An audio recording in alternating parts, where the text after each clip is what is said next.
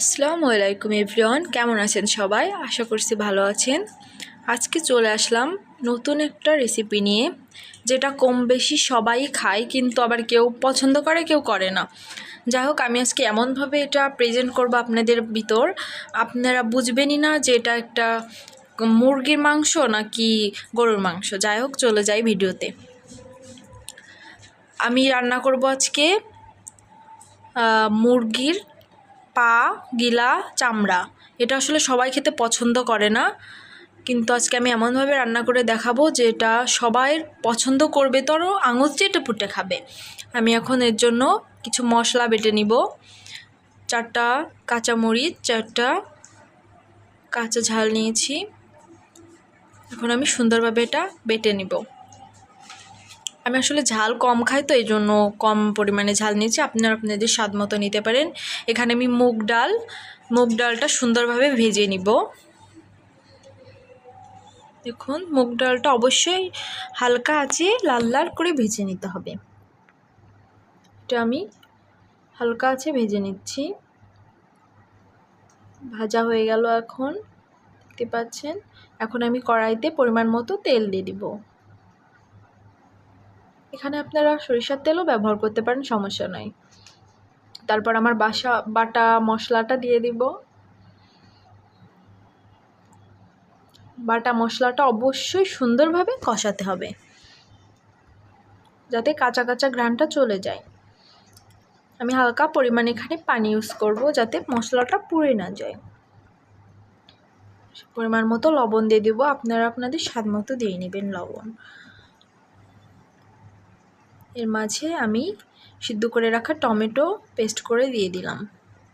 টমেটোটা দেওয়ার জন্য অবশ্যই স্বাদটা অনেক বেশি আসবে। আপনার এভাবে রান্না করে খেয়ে দেখবেন, জাস্ট মুখে লেগে থাকার মতো একটা রেসিপি। মশলাটাকে সুন্দরভাবে কষিয়ে নেব।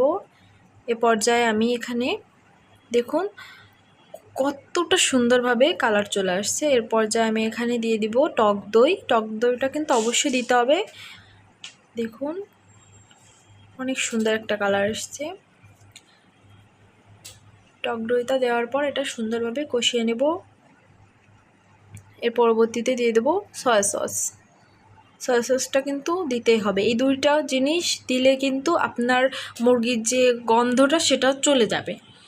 মানে হাত পার ওইগুলো খেতে আসলে আমার কাছেও ভালো লাগে না, আমি ফেলে দিতাম, কিন্তু এই পর্যায়ে আমি দেখলাম এভাবে রান্না করে দেখলে অবশ্যই ভালো লাগবে। এই জন্য আমি রান্না করে নিজে খেয়ে আপনাদের মাঝে ভিডিওটা উপস্থাপন করলাম। তারপর আমি ধুয়ে রাখা মুগের ডালটা এখানে দিলাম। মুগের ডালটা দিয়ে সুন্দরভাবে কষাবো, যাতে মুগের ডালটা গলে যায়। হালকা হিটে মুগের ডালটা কষাতে হবে। আমি পরিমাণ মতো পানি দিয়ে ঢাকনা দিয়ে দিলাম।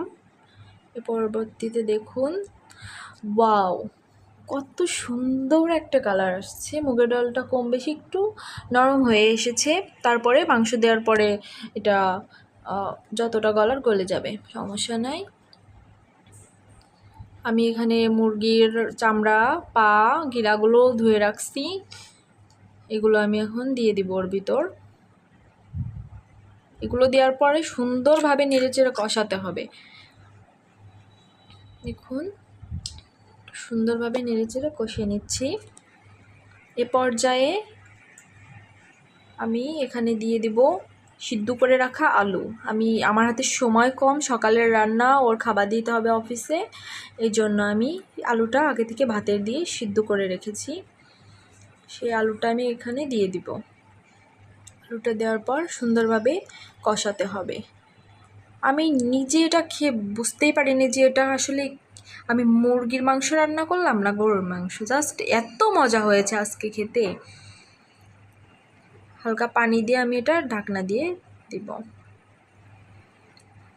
আপনারা অবশ্যই আমার ভিডিওটা দেখছেন সবাই, এখন আপনারা সাবস্ক্রাইব করে দিবেন এবং ফলো করে দিবেন। আর কেমন হচ্ছে ভিডিওটা অবশ্যই কমেন্টে জানাবেন প্লিজ। ঢাকনাটা খুলে দেখুন, তেলটা উপরে উঠে আসছে। এত মজা দেখা যাচ্ছে এত সুন্দর, তাহলে খেতে কত মজা হবে আপনারা ভাবুন। জাস্ট অনেক মজা। দেখুন সুন্দরভাবে কষাচ্ছি। আমার হাতে অনেক সময় কম, আমার তাড়াতাড়ি করতে হবে, এই জন্য আমি ভিডিওটা স্কিপ করে যাচ্ছি। এর ভিতর আমি লেবু ব্যবহার করেছি, কিন্তু সেটা আমি স্কিপ করে দিয়েছি কারণ আমার হাতে অনেকটা সময় কম, তাড়াতাড়ি রান্না করে অফিসে দিতে হবে, তো এই জন্য আমি তাড়াতাড়ি করে ভিডিওটা করছি। সামান্য এটা হচ্ছে ঝোলের পানি দিলাম, এই পানিটা দিয়েই ফুল রান্নাটা হবে সুন্দরভাবে। অবশ্যই অবশ্যই আপনারা কিন্তু ভিডিওটা দেখছেন, অবশ্যই একটা সাবস্ক্রাইব করে দেবেন প্লিজ, আর ফলো দিতে কিন্তু ভুলবেনই না প্লিজ। একটা কমেন্টে বলবেন যে কেমন হচ্ছে, খেয়ে বলবেন যে আপু এত মজা হয়েছে। ঢাকনাটা দিয়ে দিব, হতে থাক। আমি এদিকে আমার পরিবেশটা একটু দেখছি। দেখুন আপনারা বাইরের সকালের সুন্দর দৃশ্যটা এত সুন্দর লাগে, সুন্দরের মাঝে আমি রান্না করছি এমন সুন্দর একটা জিনিস যেটা ওয়েদারটার সাথে মিশে গেছে, অনেক সুন্দর হচ্ছে। দেখুন আমি এখন ঢাকনাটা খুললাম, এত সুন্দর কালার চলে আসছে আর অনেক সুন্দর একটা গ্রান আসছে। এখন আমি লবণটা একটু চেখে দিব, আপনারা আপনাদের পরিমাণ মতো লবণ দিয়ে দিতে পারেন। আমার কাছে মনে হচ্ছে লবণটা একটু কম, এই জন্য আমি হালকা একটু লবণ দিয়ে দিলাম। জাস্ট অনেক মজা। এরপর আমি গ্যাসের ফ্লেমটা অনেক জোরে করে দিব কারণ ঝোলটা শুকাতে হবে। এর পরবর্তীতে আমি দিয়ে দিব জিরে বাটা, গরম মশলা, এলাচ বাটা দিয়ে দিব। অবশ্যই আপনারা কিন্তু এখানে কাঁচা জিরে ব্যবহার করবেন কারণ কাঁচা জিরের স্বাদটা অনেক বেশি ভালো হয়। আমার কাছে ভাজা মশলা আছে কিন্তু আমি সেটা ব্যবহার করি নাই, আমি কষ্ট হলেও বেটে নিয়েছি, হাতে টাইম নেই তাও কষ্ট করে বেটে নিয়েছি কারণ এই স্বাদটা আনতে হলে অবশ্যই বাটা মশলাই ব্যবহার করতে হবে। এ পর্যায়ে আমি নেড়ে চেড়ে দিব, দেওয়ার পর ঝোলটা অবশ্যই শুকিয়ে নিব। এতটা ঝোল রাখার কোনো প্রয়োজন নয়, হালকা একটু শুকাতে হবে। এখন আমি একটু জাল করে নিব যাতে ঝোলটা কমে যায়। আমার ভাত অলরেডি হয়ে গেছে, এখন আমি হালকা করে বেগুন কেটে নিয়েছি, বেগুনটা ভাজতে দিব। এখন আমি সুন্দরভাবে বেগুনটা ভেজে নেব, ওর আবার বেগুন ভাজা অনেক পছন্দ, এর সাথে আমি বেগুন ভাজা দিয়ে দিলাম। আজকের লাঞ্চে ওর এটা দিব আর বেগুন ভাজা দিব। তাড়াতাড়ি করে বেগুনটা ভেজে নিচ্ছি, টাইম নাই হাতে। এখন দেখুন তরকারিটার দিকে দেখুন আপনারা, কালারটা দেখেই তো পরাণ ভরে যাচ্ছে, না জানি খেতে কত মজা হবে। এখন ওকে আমি দিয়ে দিয়েছি, ও নিয়ে চলে গেছে অফিসে।